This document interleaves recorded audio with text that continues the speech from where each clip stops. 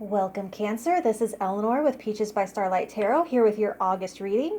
I'm going to pull a card for each one of your 12 astrological houses, 4 weekly themes, actually affirmations, and then 1 theme for the whole month. So it is all chaptered out below, so you can skip to exactly the parts that are most relevant to you. And my question to you, Cancer, when it's all over is, do you like it? Give me the good, bad, and the ugly, since this is kind of a new way of doing it. And then also ask for any clarification in case I don't really go into enough detail or say something in a way that you can that makes any sense to you. If you want me to try to find another way to say it. So for your first house of outward appearance, second house, immediate environment.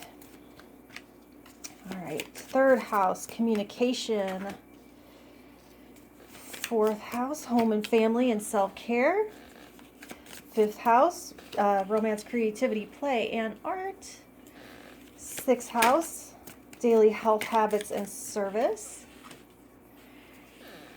Seventh house, partnerships and contracts. Eighth house, intimacy and shared assets. Do I keep moving this further and further? I can't barely feel it. Sorry. Ninth house, bigger picture beliefs and wisdom. 10th house, career, reputation, and legacy. 11th house, relationship to the world. And then 12th house, what is hidden, subconscious. All right, and let's get week 1.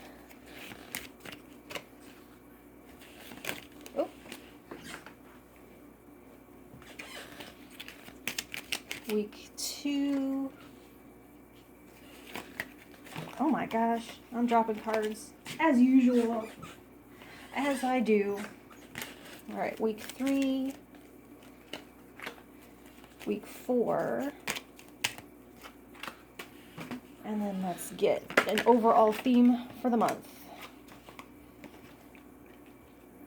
All right, so I'm going to meditate on these and take some notes, and I'll be right back in my squeaky chair. All right, and we're back. Is my camera centered? That's better. Sorry. Okay. All right, so your overall energy for August, this is going to be a very protected and guided feeling. This represents working closely with, let's just say, whatever you individually prefer to call them. Your angels, your guides, your guardians, ancestors, your higher self, wherever you feel like those intuitive nudges come from, where synchronicities come from, like who's sending you those number sequences that you keep seeing. You may be receiving these kinds of messages all over the place here in August. Your dreams too, can't forget those. And if you're into crystals and oils at all, this deck has suggestions for that, and they say to try moldavite or meteorite and neroli oil. All right, so your affirmation for the first week is, I trust myself, I am wise, I am brave. So if you're unsure of that, they show it here, here, here, there, and there. So seriously, if you can trust yourself, you're good forever and always. And also the absence, I'm seeing there's no 8 of Swords that came out today. So that also bodes well for an ability to trust yourself at this time. All right, so your affirmation for the second week. Even when things aren't perfect or don't seem to be working out, I choose to trust in life. So I would argue that you could just insert this first affirmation there where it says life. You can trust life because A, you trust yourself, and B, it's not as chaotic as it seems if you're acknowledging and you're trusting the hints that your guides are giving you and not ignoring them as just coincidences. So the third week, your affirmation is, letting go creates space for me to receive. So this may definitely come in the form of beliefs and concepts right now, because this in the middle is all about information coming in for you. So it's in your mind. You maybe need to make that room. And I see that here in the 9th house and the 8th house too. Okay, hang on. Chill out, cat. Beat it. Sorry. All right, so your affirmation for the 4th week I soothe away anxiety and stress by choosing to do things that help me relax. All right, I'm going to take care of that, you guys. She's not going to quit. All right, my apologies. Where were we? So, yeah, so I'm going to see 5th house and 9th house, definitely allowing this assistance to come in for you. You're going to need to write this one down, or rather I would anyway, because I see it needed here, especially in your 11th house. All right, so let's get to the nitty gritty. In your 1st house of your outward appearance, how people see you as extremely motivated right now. So you're really lit up as though there's a spotlight on you, and like you have something you're trying to prove, or maybe just trying to prove to yourself. This is going to be most obvious in your home life right there. And it'll be most visible in those first 2 weeks. They seem more active, and you seem a little bit less visible in the second 2 weeks, but still extraordinarily driven. So people will say that you're highly motivated, a self-starter, someone who takes initiative, of course, because you trust yourself and you know a green light from the universe when you see one.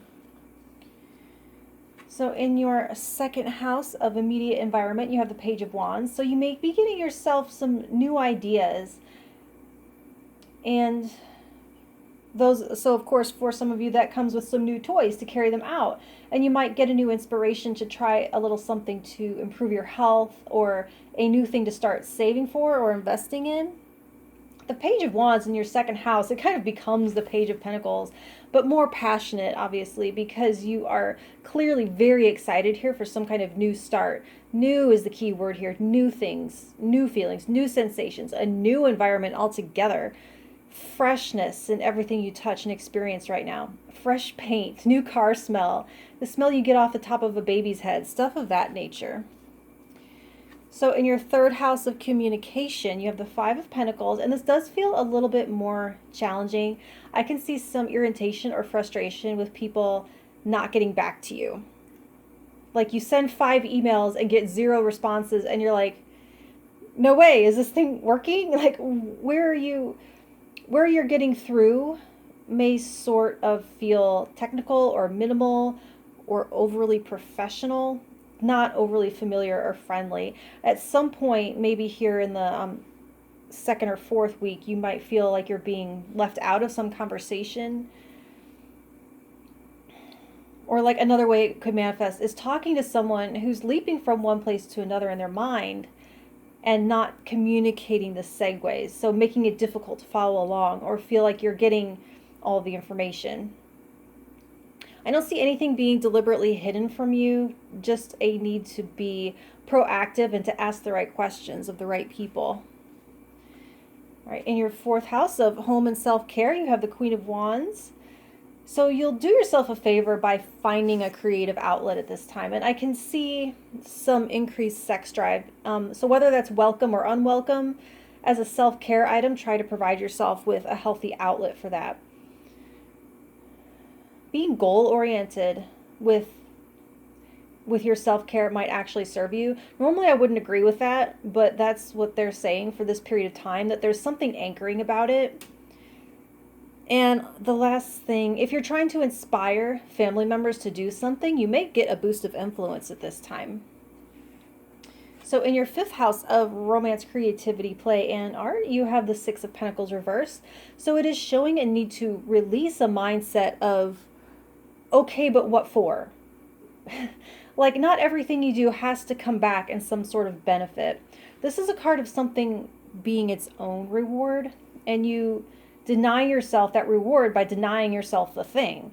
And there may be no reward externally for having fun or playing or singing in the car, painting a picture that no one's ever going to see, but there's no reward for not doing it.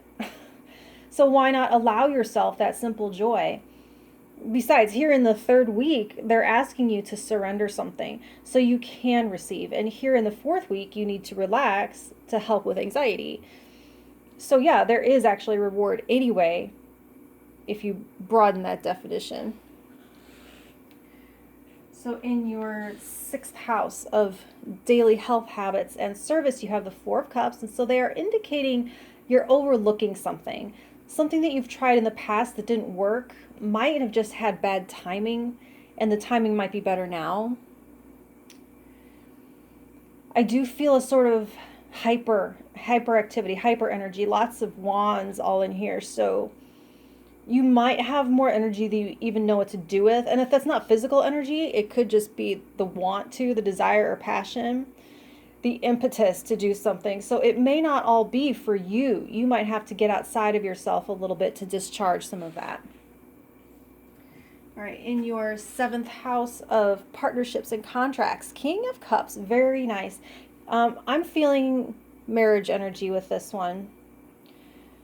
So whether you're moving towards that with your partner or your current marriage is just being highlighted, this feels like a very ample source of nurturing for you right now. A very stable and satisfying sector of your chart. So it doesn't have to be romantic, but for most of you, yeah.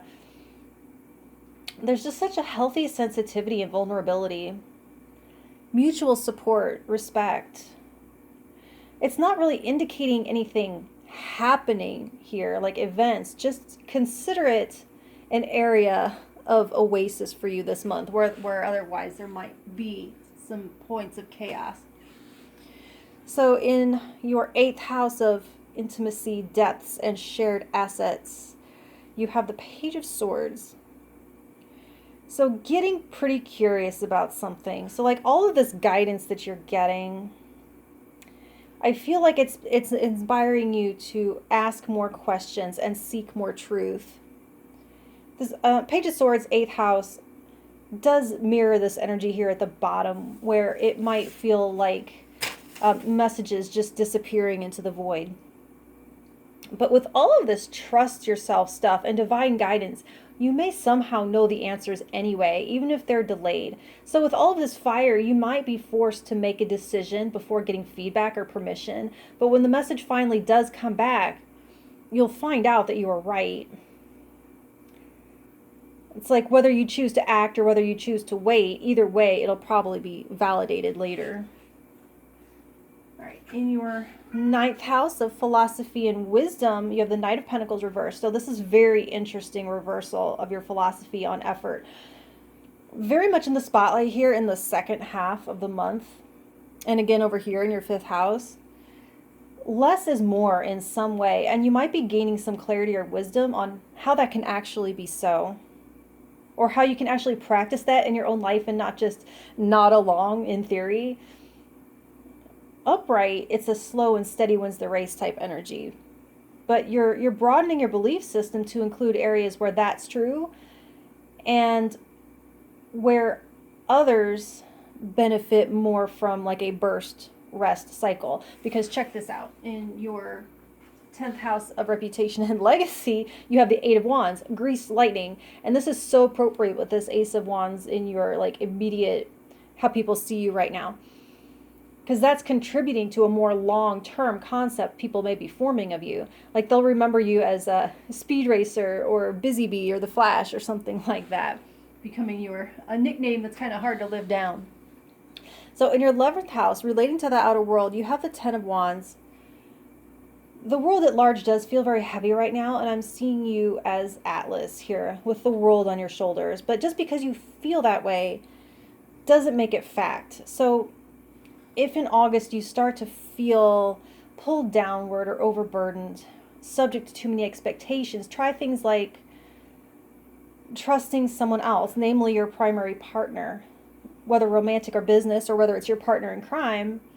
It's indicated up there in that 7th house, allowing yourself to set something down that doesn't have to be on your plate except by choice. You can unchoose it, especially here in that 3rd week. Page of Wands, try a new approach to time management. 6 of Pentacles reversed, giving something away that's costing you too much to maintain. And I'm hearing give, not sell. That's very 6 of Pentacles energy. And then up there with the Knight of Pentacles reversed next to the 8 of Wands, burst sprints paired with walking versus jogging. metaphorically speaking, if you can like apply that as a analogy to something. Segment times where you push yourself to your limit, and then when you rest hard, you rest completely. Phone off, the whole bit. All right, in your 12th house, behind the scenes, you have strength. So there is an absolutely gorgeous balance of effort and surrender, energy exploding outward and receptivity. There's a subconscious wisdom that somehow knows exactly which is called for at any given time, and you're trusting it, and that's all here in the middle. Your strength of will to do exactly what is called for from one situation to the next is what's driving this ship. It's that strength of will that's going to both turbo boost your efforting and strengthen your resolve when you have to be patient and trusting. So that's what I have for you, Cancer, and if it helped in any way, let me know by hitting that like button, and I'll talk to you next month. Thank you.